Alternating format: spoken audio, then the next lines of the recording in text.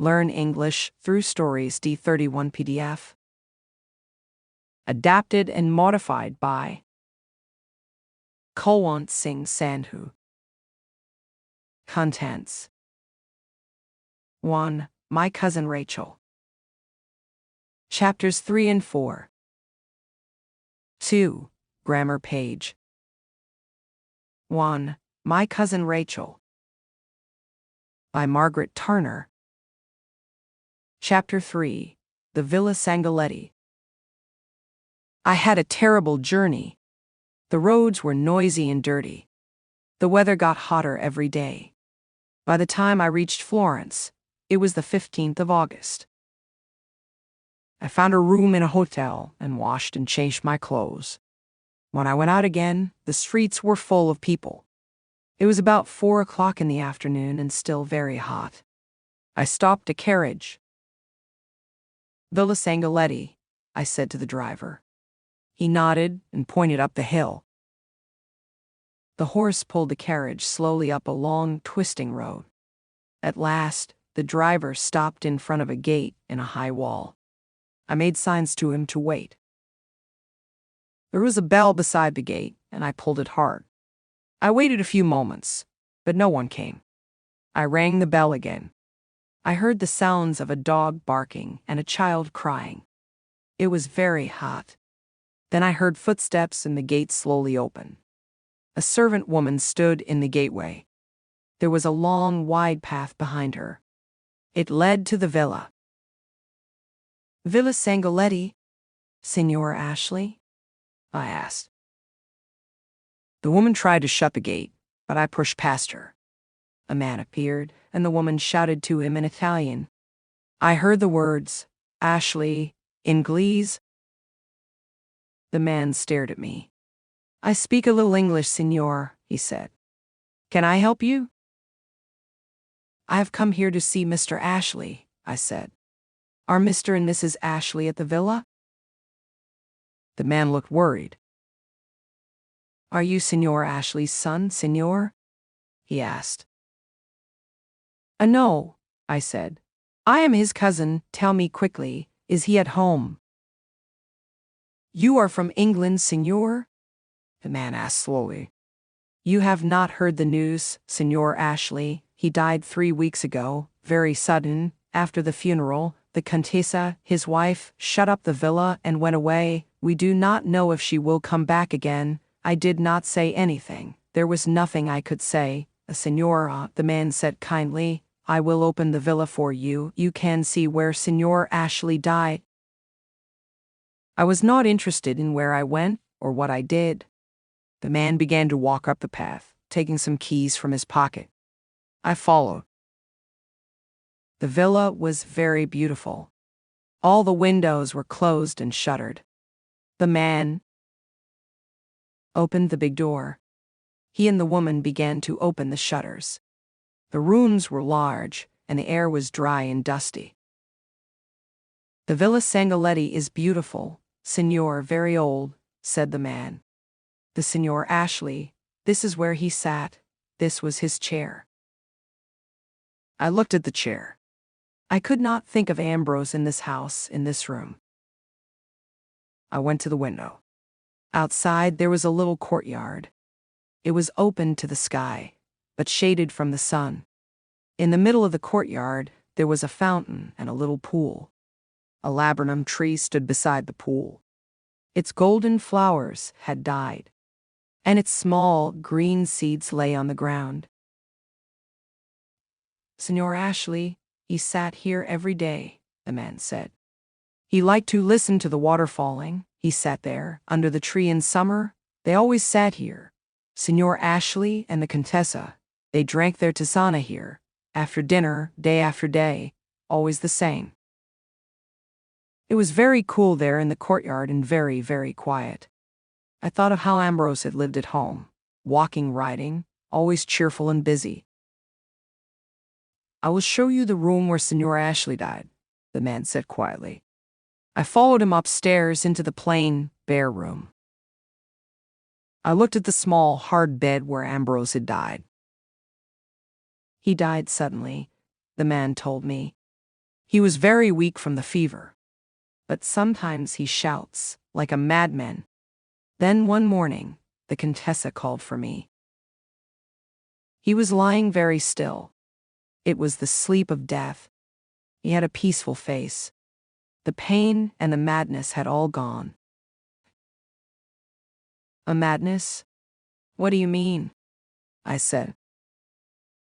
The madness of the fever, the man replied. He suffered much pain. Sometimes I had to hold him down in his bed. Then came the fever and the madness. I tell you, Signor, it was terrible to see.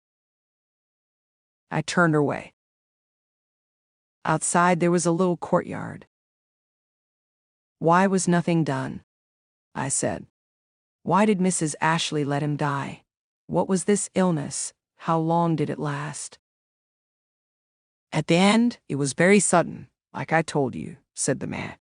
But he had been very ill all winter, and he was sad. All winter he was sad. We walked through another room and out onto a long terrace. In front of us were the most beautiful gardens I had ever seen. I think, the man said slowly, that the Contessa will not come back again. Too sad for her. Signor Rinaldi told us that perhaps the villa will be sold. Who is Signor Rinaldi? I asked quickly. He arranges things for the Contessa, the man replied. Money business, everything. I give you his address. He speaks English very well. He closed the shutters.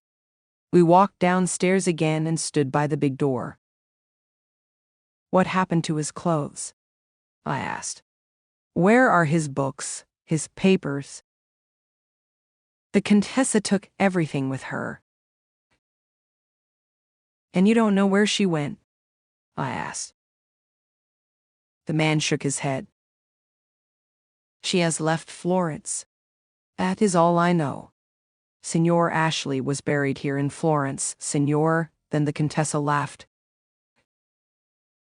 The woman suddenly spoke to her husband and opened a chest near the wall. She came back carrying a big straw hat, Ambrose's hat. The hat that he had sometimes worn at home in the sun. The woman gave it to me and I stood there with it in my hands. Take it with you, Signor, the man said softly. It is yours now. Chapter 4. I meet Rinaldi. On my journey back to Florence, I thought of only one thing. I had to speak to Signor Rinaldi. He must know more about Ambrose's death. The servant at the villa had given me Signor Rinaldi's address. I found the house at last in a quiet, dark street. Signor Rinaldi was at home, and a servant took me to his room. Rinaldi looked surprised when he saw me. He was a thin man, about 40 years old, with a proud, hard face. My name is Ashley, Philip Ashley, I said. Yes, Signor Rinaldi answered. Will you sit down? You are Ambrose Ashley's cousin, and his heir. You look very like him.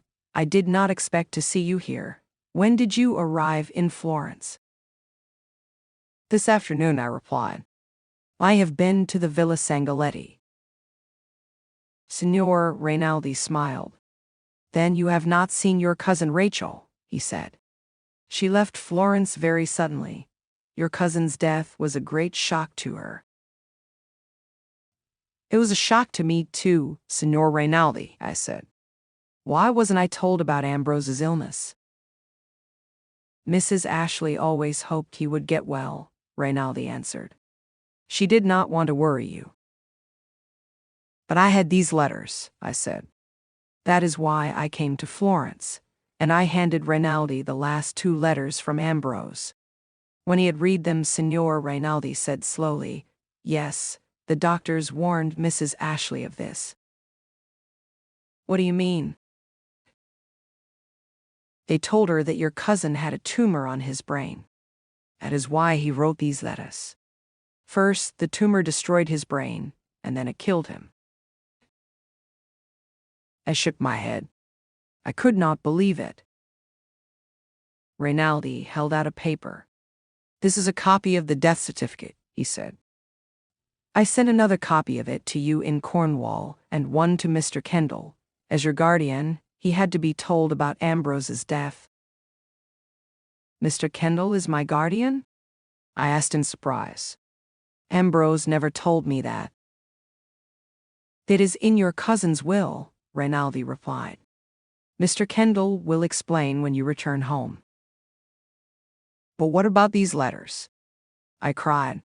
Ambrose wrote them to warn me he was not sick, but in great danger. Your cousin Ambrose was sick in his mind, Rinaldi answered. His sickness gave him strange ideas, because Mrs. Ashley was with him all the time. He suspected her. A sick man often thinks that his dearest friends are his enemies. If I'd been here, Ambrose would be alive now, I said. Rinaldi shook his head. No, he said. That is not true. No one could do anything for him. I turned and moved towards the door.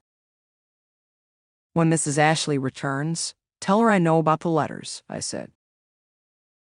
Your cousin Rachel left Florence very suddenly, Rinaldi said. I do not think she will come back. I walked out of the cold house and into the dark streets. I did not believe Rinaldi's story.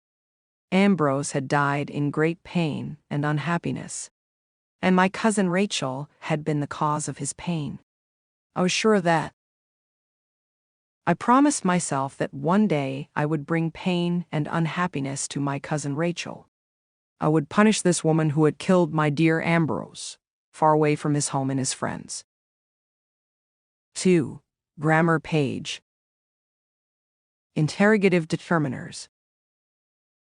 Use the words what, which, and whose before nouns to ask about people or things. These words are called interrogative determiners. 1. What size do you wear? 2. What kind of bird is that? 3. What time is it? 4. What color is her hair? 5. What kind of clothes do you like to wear? 6. Which school do you go to? 7. Which doll is your favorite? 8. Which road leads to the zoo? 8. Which runner is the winner? 9. Do you know which girl won the prize? 10. Whose footprints are these? 11. Whose baby is this? 12. Whose dog was barking in the middle of the night? 13. Which way is the pharmacy? 14. Which movie do you want to watch? 15. Which restaurant did you go to? 16. Whose jacket is this? 17. Whose house is up for sale? 18. Whose iPhone was stolen? 19. Whose are these shoes? 20. Whose is that limo outside? Interrogative pronouns. What? 1. What do you want for dinner? I will have dal and roti. 2. I wonder what we're doing tomorrow. We are painting the house tomorrow. 3. What is your friend's name? His name is Banta Singh Rangila. 4. What time are we supposed to be there? Not later than 5 o'clock. Which? 1. Which color do you prefer? Pink color is my favorite. 2. Which of these ladies is your mother? The one with a red sari is my mother. 3. She asked which train to take. She should take Coventry to London train. Who? 1. Who is that? She is my grandmother. 2. Who was driving the car? My brother was driving the car.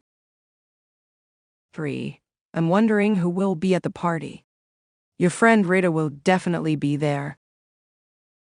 4. Who is going to take out the trash? You, of course. Who else? Whom?